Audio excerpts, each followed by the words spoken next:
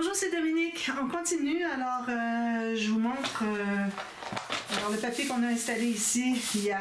Alors, je me trouve à avoir fait la ligne de pliure ici pour installer une doublure de page. D'ailleurs, elle n'est pas collée. Ça va se coller. Je fais l'autre avec vous. Alors là, quand vous avez laissé bien sécher, bien presser tout ça, on attend au moins 5 minutes. Là, ce qu'on fait, c'est qu'on lève un peu. Alors, vous voyez, si je lève un peu mon couvert, si je lève tranquillement, je presse ici, à un moment donné, je vais voir exactement où est-ce que c'est que le pli doit se faire. Alors, on fait le pli. Quand on commence au début, il ne faut vraiment pas presser jusqu'au bout parce qu'on a un vide, jusqu'au fond, parce qu'on a un vide dessous. Alors, aussitôt qu'on peut faire un petit pli comme ça, ensuite, on va le lever plus pour pouvoir être au fond, finalement. Puis là, bien, il y a 2 plis à faire, hein, parce qu'on a un espace quand même de 4,5 mm ici. Ici, à cause du tissu, l'épaisseur, tout ça, on ne pourra pas faire les 2 plis, mais on en fait un. Donc, ça me donne ceci. Vous voyez, il prend juste assez. Pas trop. Parfait. Puis, ça ne craquera pas. Quand même, ça craquerait de l'autre côté, mais je ne pense pas que ça va craquer. Donc, ça fait ça. Là, j'ai déjà taillé ma doublure de page. J'en ai fait une. Alors, ce qu'on fait, c'est qu'on prend un papier, alors dépendant de ce que vous voulez faire. Moi, je la fais sur le côté pour faire changement par rapport aux doublures de page qui sont... Ah ben non, les doublures de page sont sur le côté pour les pages aussi. Mais bon, on a les pages pochettes avec les cartes qui sont en haut, donc j'ai préféré faire sur le côté ici. Donc, ce que j'ai fait, c'est que j'ai mesuré. Alors moi, j'ai pris un morceau dans ce sens-ci. J'aurais pu le prendre ici si j'avais voulu le faire en haut. Même encore là, on n'a pas tout à fait la largeur. Donc, ce que je fais, excusez, c'est un bout de colle. Alors, ce que je fais, c'est que je ne vais pas la rendre jusqu'au bout. Alors ici, je me suis gardé, j'ai peut-être pas gardé beaucoup, là. J'ai gardé 1,5. Qu'est-ce que j'ai ici? 1,3 cm. C'est vraiment le minimum parce qu'il faut que la carte, on puisse aller la chercher. Donc, il faut qu'elle dépasse la pochette, de la doublure de page. Donc, j'ai mon papier ici. Je vais faire la même chose que l'autre parce que j'aime bien quand c'est la même chose exactement. Alors ici, on se trouve à voir la ligne de pliure, okay, qui correspond au bandes ici. Moi, je ne suis pas tout à fait. Je vais refaire une autre ligne. Je suis un petit peu trop étroit. Donc, je vais refaire ici, un petit peu plus loin. Alors, vous calculez correctement dans vos lignes de pliure. Si jamais ça donne un résultat qui est un petit peu plus petit, comme j'ai fait ici, alors ce qui arrive, c'est que quand je vais arriver avec mon papier de notage, je vais le faire arriver sur le bord de ma doublure de page. Puis je vais avoir mon 1 mm en haut et en bas qui va dépasser. C'est parfait. Alors, on plie ça ici, on plie ça ici. On vérifie qu'est-ce que ça donne. Alors, idéalement, on voudrait être égal avec notre papier témoin ici qu'on a placé hier. Alors que ça arrive égal, ça continue. Alors, si je le mets égal ici, il arrive un tout petit peu plus étroit. Mais bon, ça va aller parce que notre papier design va arriver ici. Alors, idéalement, on voudrait vraiment l'avoir un petit peu plus large. Moi, ici, j'arrive tout juste sur le bord. Je vais me refaire une ligne de l'autre côté. Excusez. Un petit peu plus large. 1 mm de plus. Même pas, je veux dire, ouais, 1 mm. Voilà, ça devrait être mieux. C'est vraiment, vraiment important d'arriver ici. Sinon, quand vous allez placer vos choses ici, vous allez avoir la pointe ici qui dépasse. Donc, on ne veut pas ça. Donc, je refais mon pli ici 1 mm plus loin. Puis, je regarde. Alors là, si je le place là, et ici, ça arrive exactement. J'ai peut-être un quart de millimètre d'un côté seulement. Excusez. Donc, je l'ai arrangé. Donc, on va se trouver à mettre de la colle. Là, j'ai pas rien biseauté parce que j'arrive pas au bord ici, puis j'arriverai pas au bord ici non plus. Alors, ça va être couvert de papier de toute façon. Alors, je colle juste un côté. Je vais m'aligner avec le haut. Ici, il faut mettre, si vous avez votre tissu qui déborde, les garnitures, il faut remettre de la colle. Alors là, je vais le faire arriver ici, puis tout juste appuyer, finalement. Donc, vous faites comme si vous aviez de la colle tout autour, vous placez pour voir exactement à quel endroit il devrait être. Puis, vous regardez si c'est bien égal. Ici, parfait. Ici, parfait. Donc, tout est droit. Je vais presser ici pour se consolider. Puis, je vais l'ouvrir doucement. Je vais aller presser à l'intérieur. Ensuite, on continue. Alors, ça, c'est pour éviter d'avoir des... excusez-moi, des petites colle. pour éviter d'avoir de la colle sur les doigts partout, surtout si vous travaillez avec du noir, vous n'aimerez pas l'expérience, je peux vous le dire. Alors c'est pour ça qu'on place juste une portion, ça soit tout est à sa place, puis ensuite on met la colle puis on termine pour le placer. Donc, ici. Je le place comme ceci. Tout ce que j'ai à faire, c'est d'aller prendre la bande de collage et la placer comme ça. Il faut que je m'appuie ici. De toute façon, ici, il va y avoir une bordure de quelque chose. Alors, comme ceci. On presse tout ça. On enlève l'excédent de colle.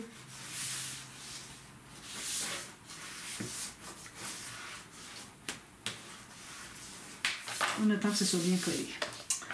Maintenant, alors, je laisse ça bien sécher. Je vais revoir à l'occasion pour voir si je ne passe pas. Ici, je ne suis pas tout à fait au bord. Bon, ça va être collé. De toute façon, il va y avoir quelque chose par-dessus. C'est pas dramatique. S'il manque un dixième de millimètre ici. Alors ici, je vais faire la grande poche, comme toujours. Comme je vous dis, c'est toujours important d'avoir un endroit où on peut mettre soit des photos extra, des souvenirs, des documents. Alors là, dépendant de ce que vous voulez mettre à l'intérieur, vous avez décidé du format. Et moi, je vais faire avec mon papier ici, j'ai 28 cm. Si vous avez 30,5, c'est encore mieux, parce que ça me fait une grande poche qui est assez étroite. Alors, ou bien je ferai avec juste les 2 plis, ou je fais quand même avec les 3 plis. Avec les 2 plis, il va me rester plus d'espace. Avec 3 plis, j'ai moins d'espace, mais j'ai plus de capacité. Pas de capacité de mettre des choses à l'intérieur. Ça va rester 2 cm à cause du gousset en bas et du fermoir par-dessus, le rabat qui va fermer. Mais ça me donne plus d'amplitude pour aller étirer puis aller avoir accès aux choses qui sont à l'intérieur. Donc, je vais faire 5 espaces de 1 cm. Je vais aller jusqu'en bas. Le 5e, on va jusqu'en bas. Ça. C'est un petit peu plus bas quand même. Même chose de l'autre côté, donc je tourne au côté pour être au maximum. Alors juste 1 cm. Ici. Ici. Voilà. Alors ça se trouve être 3/8 de pouce là, sur ma planche en impérial. Alors ça c'est fait. J'ai mes 5 espaces. Vous voyez bien. Ensuite, alors là je vais déterminer la hauteur. Alors la hauteur, de toute façon, vous allez avoir plus haut parce que le fermoir, on va le mettre, supposons que la pochette arrive ici, la grande poche, le fermoir va venir s'installer ici, puis il va aller jusqu'en haut ici. Alors on va avoir un grand parabar, puis il y a possibilité de mettre plus de choses plus hautes à l'intérieur. Alors malgré qu'on décide d'un format, vous allez pouvoir mettre des choses plus hautes. Alors moi je vais aller à 5,5 pouces, ce qui me donne 14 cm. Alors là j'ai fait une première ligne, ça va être le bas de ma pochette, ma grande poche. Puis je vais faire 2 autres lignes d'espace encore là de 1 cm. Puis ce qui reste en bas, ça va être la partie pour coller à l'intérieur. Vous voyez? Vous voyez bien, je pense. J'espère. Oui, parfait. Je ne peux pas vérifier tant que je n'ai pas mes nouvelles lunettes. Alors, on va couper tous les petits carreaux, rectangles, tout ce qu'il y a dans les coins en bas, à gauche et à droite. J'enlève tout ça, puis je fais la même chose ici. Donc, il me reste juste le rectangle de la grande poche, plus les goussets et les bandes de collage. Voilà. Là, j'ai plus besoin de... Si j'ai pas fait jusqu'en bas. C'est parce que je l'ai tourné. Excusez, là, je vais aller refaire mes lignes. Je les ai pas fait jusqu'en bas. Je pensais que c'était correct. C'est parce que ça devait être le haut ici. Pour ça. Voilà. Donc, là, ce qu'on va faire, on va commencer par faire juste le pli ici. Puis, on va renforcer ici. Parce que sinon, on va avoir notre accordéon. Puis là, ça va courber ici au centre. On va faire ça. Alors, il faut le renforcer pour qu'il soit le plus raide possible. Alors, moi, je prends des papiers 300 grammes. Je vais prendre dans mes chutes. Alors, un petit peu moins de la largeur. 1 mm de moins chaque côté. Puis c'est important d'1 mm de moins de chaque côté, sinon ça va être trop rigide pour fermer ici. Trop difficile à fermer par-dessus. Puis la hauteur, un petit peu moins que la hauteur. Alors ça, j'en voudrais 2. Est-ce que j'en ai un autre pour ceci? Je pense que oui.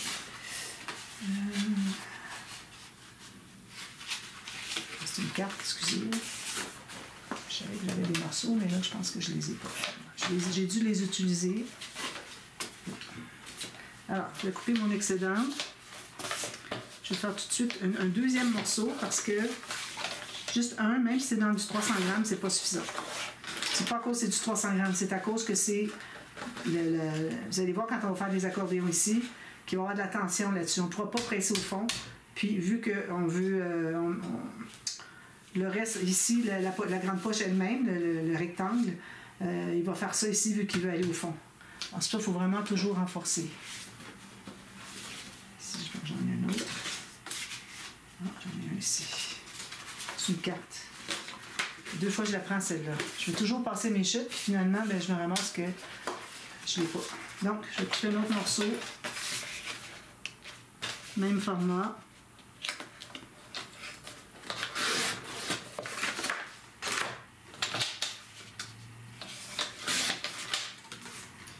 Alors, si jamais vous voulez faire une encoche ici, faites-la avant, puis faites-la sur chaque morceau que vous avez placé.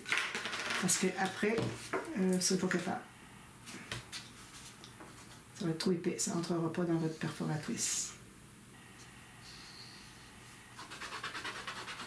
D'accord, du coup.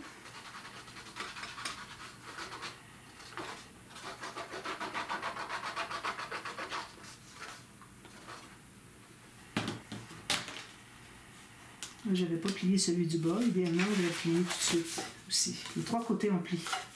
Parce qu'on doit vraiment rester à l'intérieur. Moi, j'arrive tout juste en haut, sur le long. Et ensuite, je vais presser partout. Même chose avec le deuxième.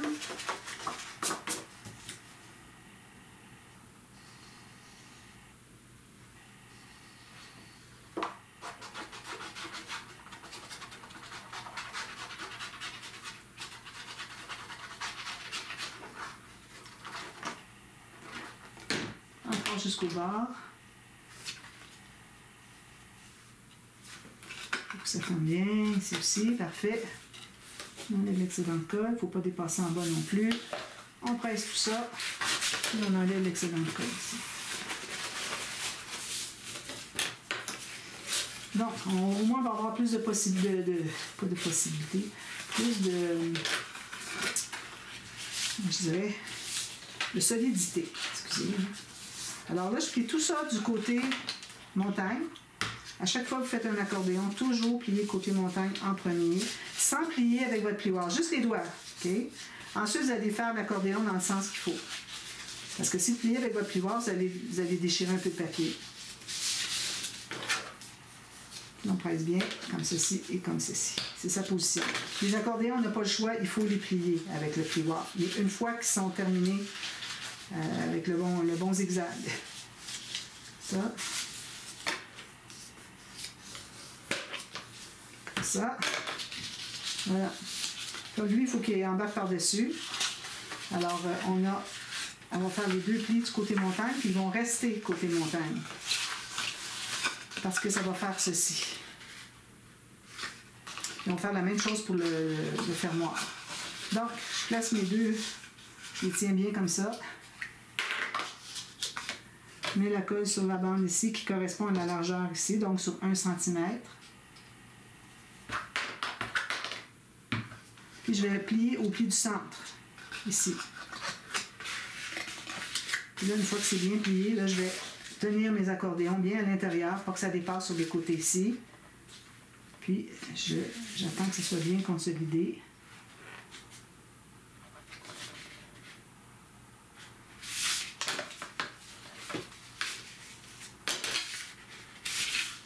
Ça, donc on a notre grande poche. Alors, on peut l'installer. Alors là, faites vos flèches, absolument, parce que vous avez un sens. Pour plusieurs raisons, vous avez un sens. Plusieurs choses qui nous disent que vous avez un sens. Donc, vous l'installez là où vous voulez. Alors, moi, je ne la mets pas habituellement sur le bord ici parce que quand on a l'album fermé ou quand on l'ouvre un peu, on a les pages, puis il y a tout ça qui dépasse. Je trouve que c'est pas très joli. Alors, moi, ce que je fais, c'est que je le mets à peu près 5-6 mm du bord de mon pli sur le couvert avant pour que, ici, on ait peut-être des petites pochettes, quelque chose, une décoration, n'importe quoi. Ce qu'on pourra faire sur la largeur qu'il y a ici. qui n'est pas énormément. Ça, j'ai plus, mais c'est parce que je fais une figure de page en haut. Là, je les ai faites sur le côté. Puis ici, il faut se libérer au moins 5-6 mm pour que quand on tourne le couvert, qu'il puisse se plier. Parce que si on le met complètement en bas, il va être bien collé, on est bloqué à 90 degrés. Alors, donnez-lui 5, 8, 6, 8 cm, puis là, il va pouvoir se plier plus. Donc, on va faire ça. Vous pouvez tout mater ici avant si vous voulez, mais ça se fait très bien après coup. Alors, on met de la colle ici, sur les bandes de collage, sur la partie en bas qui devient une bande de collage. Alors, bien, suivez la ligne. Mettez-en beaucoup sur les côtés puis les coins parce qu'on n'en a jamais assez. On met partout ici. Ici, on s'assure d'en avoir assez aussi. Vous pouvez l'étendre avec votre doigt si vous voulez. Ça.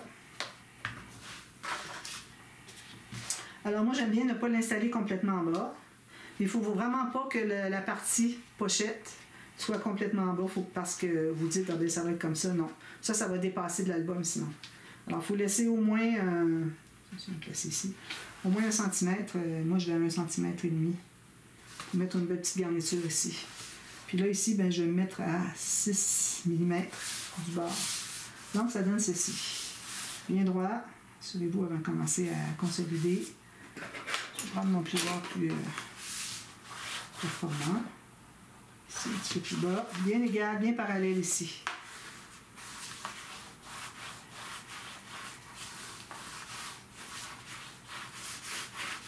Puis ensuite, je vais aller à l'intérieur ici. Je vais aller voir ce que je fais. Donc ici, je vais aller presser mes bandes de collage bien comme il faut. Puis, avec mon gros plioir, je vais aller presser sur la bande de collage au fond, qui monte jusqu'ici. Puis, je m'assure qu'il n'y ait pas de bosse. Parfait. Pressez avec vos doigts si vous voulez. Voilà. Alors, ça, c'est la grande poche. Ensuite, je vais faire un couvercle. Est-ce que j'en ai assez avec ça? Je pense que oui. Alors, vous prenez une bonne bande. Alors, ici, moi, j'ai 8,5, c'est vraiment le minimum de hauteur. Pour ce qui est de la largeur, vous pouvez faire soit la même largeur que votre grande poche, ou soit un peu plus étroit. Alors, moi, j'aime bien faire un peu plus étroit, donc je vais environ 5 mm de moins chaque côté. Ça fait plus joli encore. C'est juste plus embêtant à mater l'intérieur, mais bon. Alors ça, c'est ce que j'ai. Maintenant, ce que je vais faire, c'est que je vais faire des lignes de pliure. Encore là, pour une bande de collage et 2 espaces d'accordéon qui vont être juste du même sens. Alors, là, j'ai du papier 300 grammes encore. Alors, une ligne de pliure ici, ici. Ça en a besoin de 3. 2 que ça va être le gousset accordéon et 1 qui va être la bande de collage. Donc, il me reste juste ça ici pour... Alors, si je l'installe ici...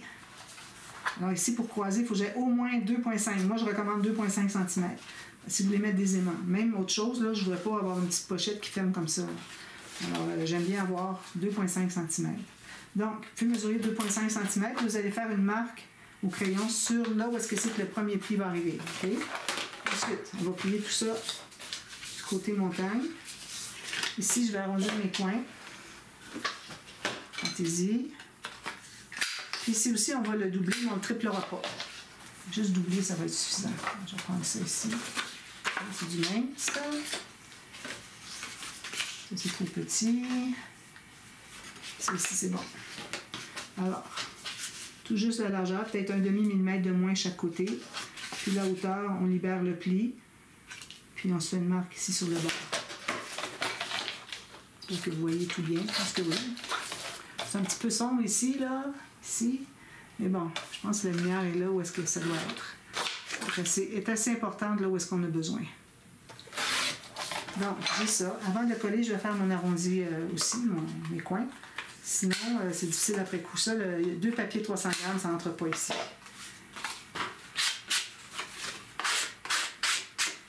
On va le coller. C'est d'un côté moins beau, mettez-le dessous.